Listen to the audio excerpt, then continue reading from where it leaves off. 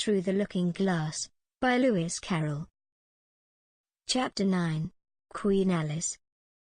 "Well, this is grand," said Alice. "I never expected I should be a queen so soon, and I'll tell you what it is, Your Majesty," she went on in a severe tone. She was always rather fond of scolding herself. "It'll never do for you to be lolling about on the grass like that. Queens have to be dignified, you know." So she got up and walked about rather stiffly just at first, as she was afraid that the crown might come off, but she comforted herself with the thought that there was nobody to see her. "And if I really am a queen," she said as she sat down again, "I shall be able to manage it quite well in time." Everything was happening so oddly that she didn't feel a bit surprised at finding the Red Queen and the White Queen sitting close to her, one on each side. She would have liked very much to ask them how they came there, but she feared it would not be quite civil. However, there would be no harm, she thought, in asking if the game was over. "Please, would you tell me," she began, looking timidly at the Red Queen. "Speak when you're spoken to." The Queen sharply interrupted her. "But if everybody obeyed that rule," said Alice, who was always ready for a little argument, "and if you only spoke when you were spoken to, and the other person always waited for you to begin, you see nobody would ever say anything, so that—" "Ridiculous!" cried the Queen. "Why, don't you see, child," here she broke off with a frown, and, after thinking for a minute, suddenly changed the subject of the conversation.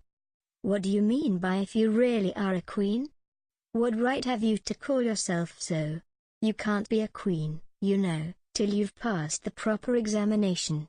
And the sooner we begin it, the better. I only said if." Poor Alice pleaded in a piteous tone. The two queens looked at each other, and the Red Queen remarked, with a little shudder, "She says she only said if, but she said a great deal more than that." The White Queen moaned, wringing her hands. "Oh, ever so much more than that." "So you did, you know," the Red Queen said to Alice. "Always speak the truth. Think before you speak and write it down afterwards." "I'm sure I didn't mean," Alice was beginning, but the Red Queen interrupted her impatiently. "That's just what I complain of. You should have meant. What do you suppose is the use of child without any meaning? Even a joke should have some meaning, and a child's more important than a joke, I hope. You couldn't deny that, even if you tried with both hands." "I don't deny things with my hands," Alice objected. "Nobody said you did," said the Red Queen.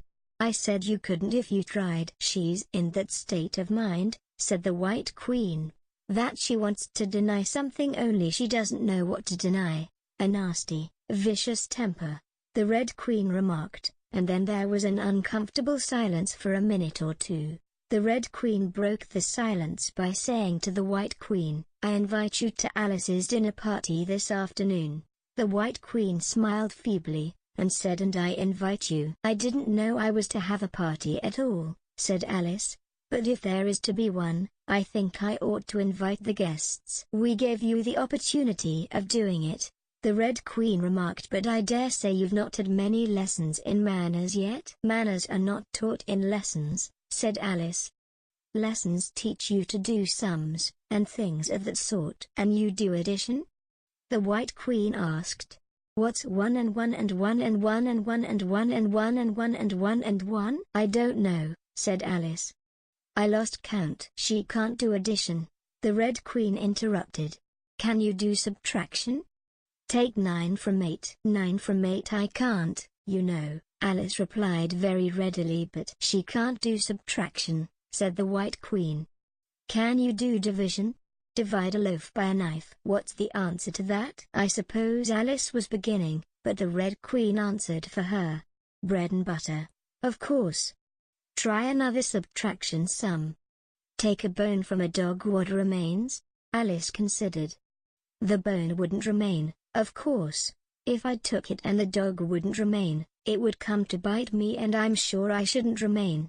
"Then you think nothing would remain?" said the Red Queen. "I think that's the answer." "Wrong, as usual," said the Red Queen. "The dog's temper would remain, but I don't see how." "Why, look here!" the Red Queen cried. The dog would lose its temper, wouldn't it? Perhaps it would, Alice replied cautiously. Then if the dog went away, its temper would remain.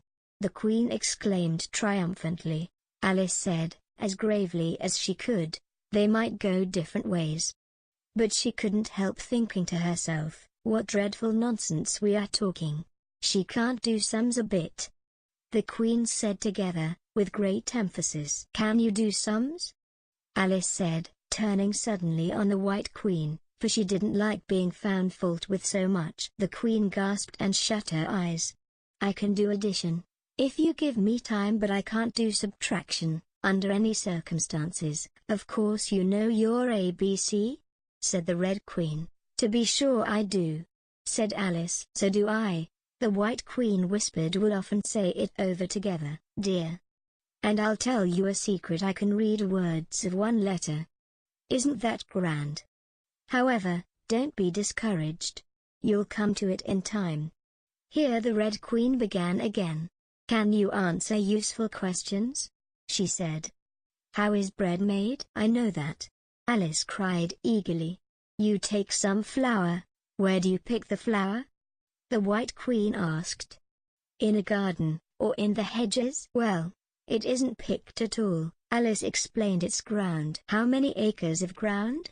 Said the White Queen. You mustn't leave out so many things. Fan her head. The Red Queen anxiously interrupted. She'll be feverish after so much thinking. So they set to work and fanned her with bunches of leaves, till she had to beg them to leave off. It blew her hair about so. She's all right again now, said the Red Queen. Do you know languages? What's the French for fiddle-de-dee? Fiddle-de-dee's not English, Alice replied gravely. Whoever said it was? Said the Red Queen. Alice thought she saw a way out of the difficulty this time. If you'll tell me what language fiddle-de-dee is, I'll tell you the French for it, she exclaimed triumphantly. But the Red Queen drew herself up rather stiffly, and said queens never made bargains. I wish queens never asked questions, Alice thought to herself. Don't let us quarrel, the White Queen said in an anxious tone. What is the cause of lightning? The cause of lightning, Alice said very decidedly, for she felt quite certain about this, is the thunder. No, no. She hastily corrected herself. I meant the other way.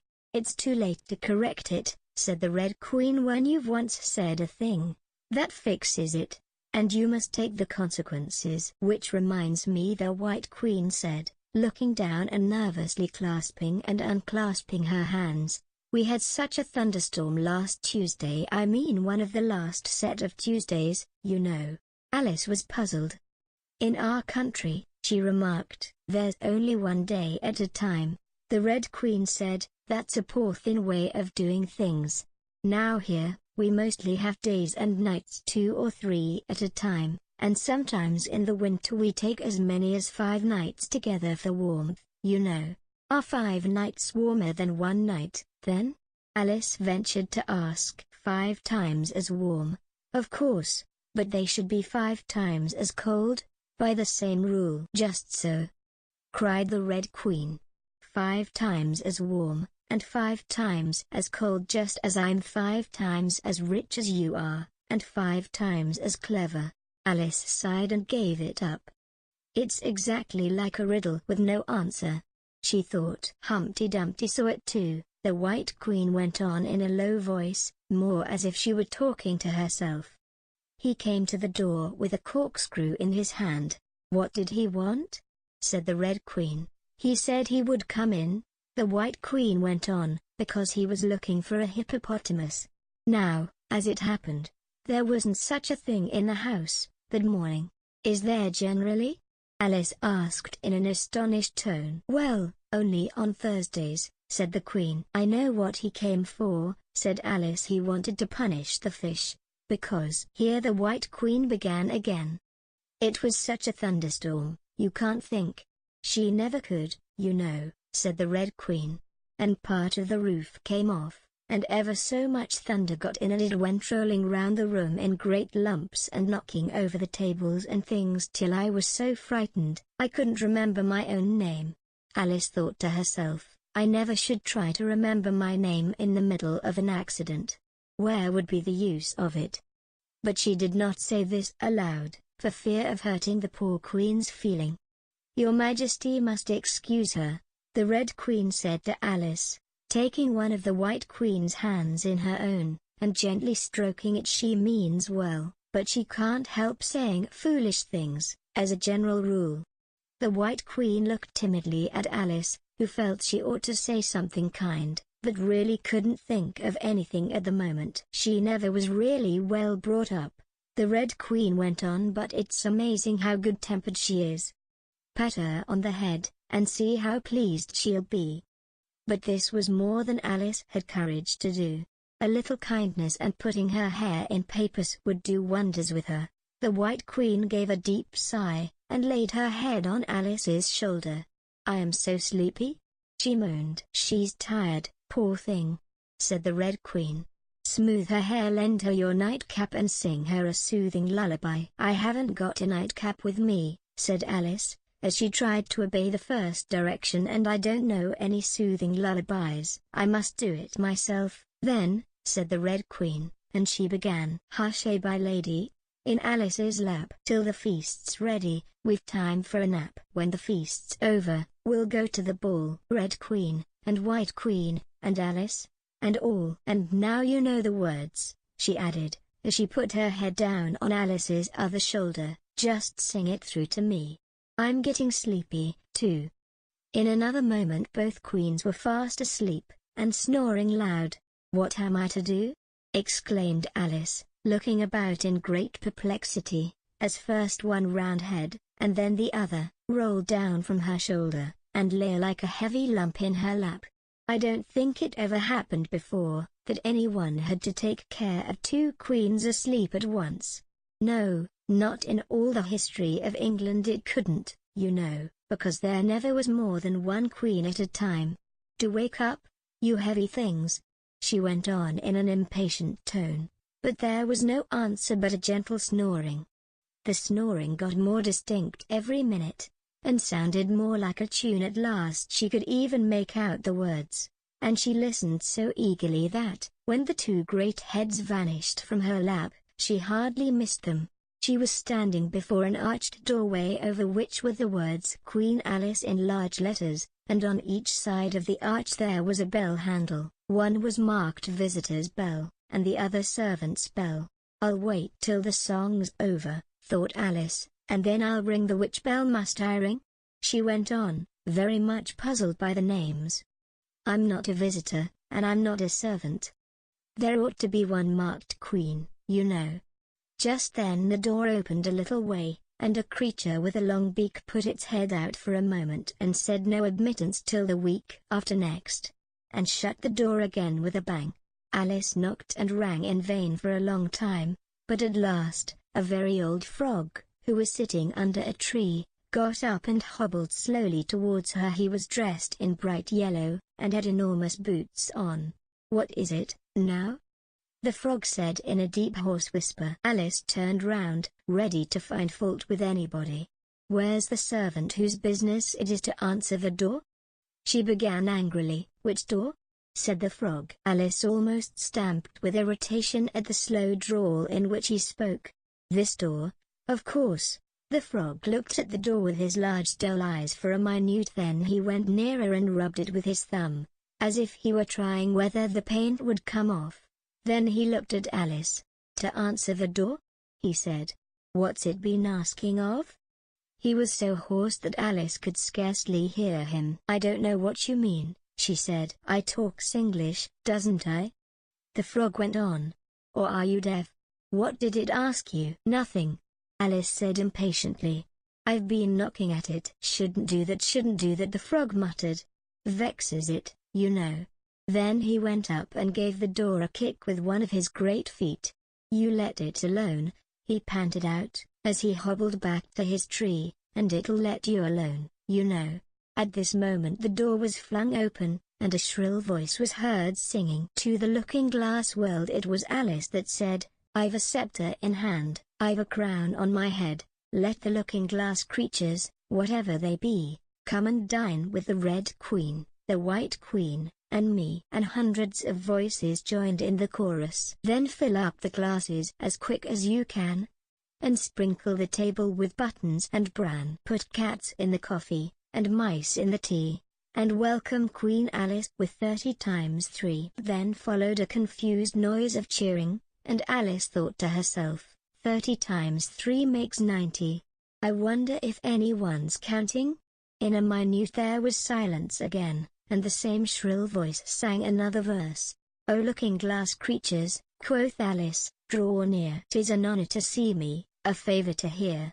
'Tis a privilege high to have dinner and tea along with the Red Queen, the White Queen, and me." Then came the chorus again. "Then fill up the glasses with treacle and ink, or anything else that is pleasant to drink. Mix sand with the cider, and wool with the wine, and welcome Queen Alice with 90 times 9. 90 times 9.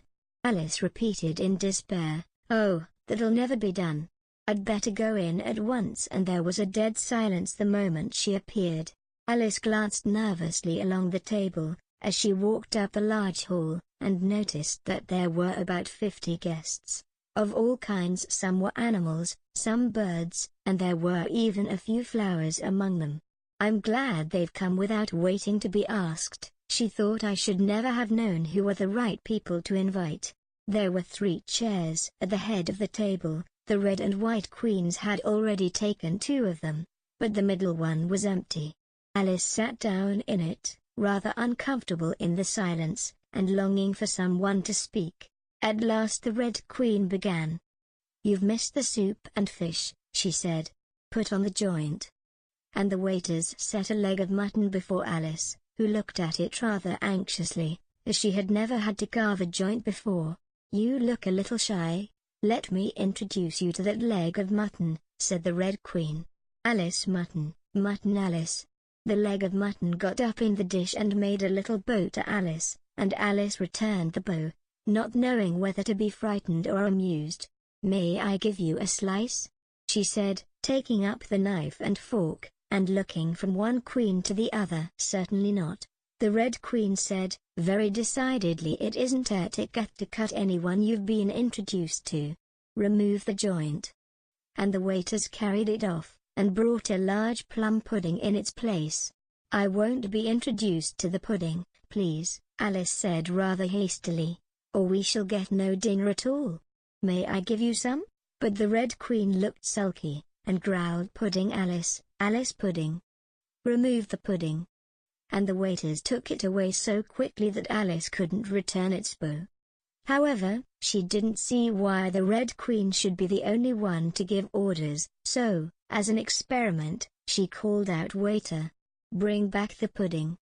And there it was again in a moment, like a conjuring trick. It was so large that she couldn't help feeling a little shy with it, as she had been with the mutton. However, she conquered her shyness by a great effort and cut a slice and handed it to the Red Queen. "What impertinence!" said the pudding.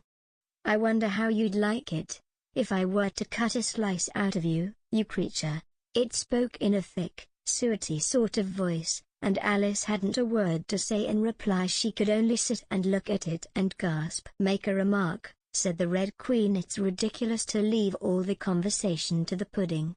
Do you know, I've had such a quantity of poetry repeated to me today," Alice began, a little frightened at finding that, the moment she opened her lips, there was dead silence, and all eyes were fixed upon her. "And it's a very curious thing, I think every poem was about fishes in some way.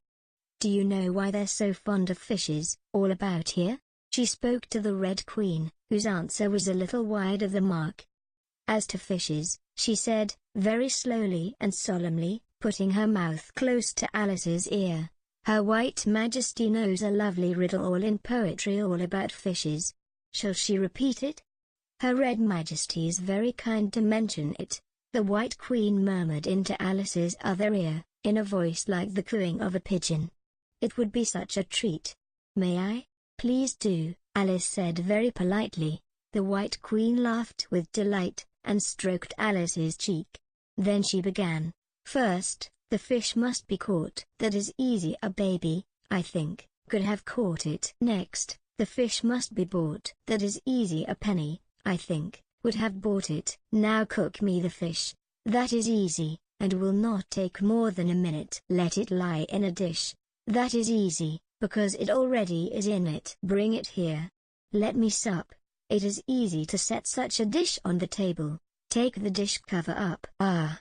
That is so hard that I fear I'm unable, for it holds it like glue. Holds the lid to the dish, while it lies in the middle. Which is easiest to do, undish cover the fish, or dish cover the riddle? Take a minute to think about it, and then guess, said the Red Queen. Meanwhile, we'll drink your health, Queen Alice's health. She screamed at the top of her voice, and all the guests began drinking it directly, and very queerly they managed it. Some of them put their glasses upon their heads like extinguishers, and drank all that trickled down their faces. Others upset the decanters, and drank the wine as it ran off the edges of the table. And 3 of them who looked like kangaroos scrambled into the dish of roast mutton, and began eagerly lapping up the gravy, just like pigs in a trough. Thought Alice. You ought to return thanks in a neat speech, the Red Queen said, frowning at Alice as she spoke. We must support you, you know, the White Queen whispered, as Alice got up to do it, very obediently, but a little frightened. Thank you very much, she whispered in reply, but I can do quite well without. That wouldn't be at all the thing, the Red Queen said very decidedly. So Alice tried to submit to it with a good grace. And they did push so, she said afterwards, when she was telling her sister the history of the feast. You would have thought they wanted to squeeze me flat. In fact, it was rather difficult for her to keep in her place while she made her speech. The 2 queens pushed her so, one on each side, that they nearly lifted her up into the air. I rise to return thanks, Alice began, and she really did rise as she spoke, several inches, but she got hold of the edge of the table, and managed to pull herself down again. Take care of yourself, screamed the White Queen, seizing Alice's hair with both her hands. Something's going to happen. And then, as Alice afterwards described it, all sorts of things happened in a moment. The candles all grew up to the ceiling, looking something like a bed of rushes with fireworks at the top.